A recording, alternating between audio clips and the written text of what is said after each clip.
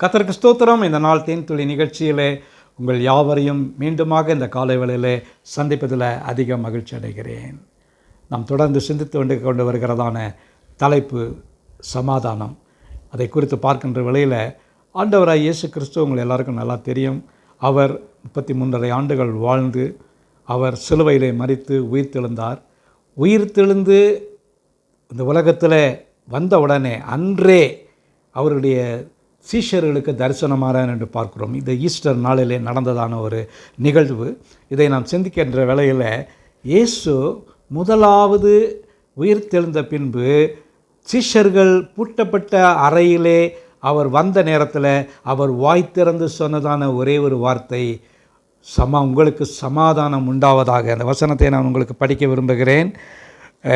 19வது வசனத்தினை கடைசி பகுதியில், இயேசு வந்து நடுவே நின்று உங்களுக்கு சமாதானம் என்றார். பாருங்கள், அவர் இந்த சமாதானத்தை இந்த உலகத்துக்கு கொண்டு வருவதற்காகத்தான் அவர் மரித்தார், உயிர்த்தெழுந்தார்.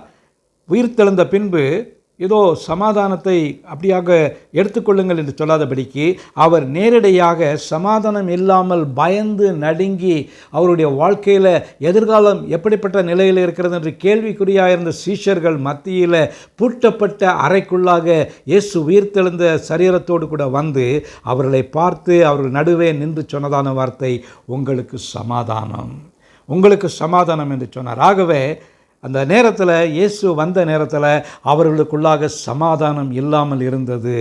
அதுதான் மிக முக்கியமான காரியம். எந்த இடத்துல சமாதானம் இல்லையோ அந்த இடத்துல இயேசு வந்து நின்று உங்களுக்கு சமாதானம் என்று சொல்லுகிறார். ஆகவே கிறிஸ்துவுக்குள் பிரியமானவர்களே, இதை ஒரு தடவை மட்டும் இயேசு சொல்லவில்லை. அடுத்த பின்வருகிற வசனத்திலும் மீண்டுமாக வந்து அவருடைய மீது ஊதி பரிசுத்தாவியை கொடுத்து அவர்களுக்கு சொன்னார், கவலைப்படாதீங்க, பயப்படாதீங்க, உங்களுக்கு சமாதானம் என்று சொன்னார். ஆகவே இந்த இயேசு செய்ததான முதல் காரியம், முதல் வார்த்தையே அவர் உங்களுக்கும் எனக்கும் சிலுவை மரணத்தின் மூலமாக உயிர்த்தெழுதலின் மூலமாக சம்பாதித்து கொடுத்ததான மிக முக்கியமான ஒரு வார்த்தை, சமாதானம். அவர் இந்த உலகத்தில் சமாதானத்தை உண்டு பண்ண வந்தார். ஆனால் இன்றைக்கு நடக்கக்கூடிய காரியம் என்ன? உலகம் எங்கிலும் பார்க்கின்ற வேளையில் சமாதானத்தை நிலைநிறுத்துகிறவர்கள் சமாதானத்தை குலைத்து கொண்டு இருக்கிறார்கள். பீஸ் மேக்கர்ஸ் என்று சொல்வார்கள். அவர்கள் பீஸ் பிரேக்கர்களாக இருக்கிறார்கள். அவர்களிடாலே சமாதானம் கிடையாது. எங்கெல்லாம் செல்கிறார்களோ அந்த இடத்துல சமாதான குறைவு, பிரச்சனைகள், நெருக்கடிகள் வருகிறது. குடும்பங்களிலே சமாதான குறைவை நீக்கி போடுகிறவர் இயேசு. அதே போல் சபைகளிலே சமாதானம் இல்லாமல் சண்டையும் சச்சரவும் இருந்தால் அங்கும் வந்தும் அவர்கள் நடுவே நின்று உங்களுக்கு சமாதானம் என்று சொல்லுகிறார். அதோடு கூட தேசங்களிலே முழுவதிலும் எல்லா இடங்களிலும் ஒரு சமாதானம் இல்லாத ஒரு போராட்ட நிலை இருக்கும் என்று சொன்னால் அவர்கள் மத்தியில் வந்து இயேசு நடுவே நின்று உங்களுக்கு சமாதானம் என்று சொல்லுகிறார். அந்த சமாதான தேவன் நமக்கு வேண்டுமல்லவா? நம்முடைய குடும்பத்தில் கூட இப்படிப்பட்டதான நிலையில் யாராவது இருப்பீர்னு சொன்னால் இந்த நேரத்தில் ஒரு முடிவெடுப்போம்.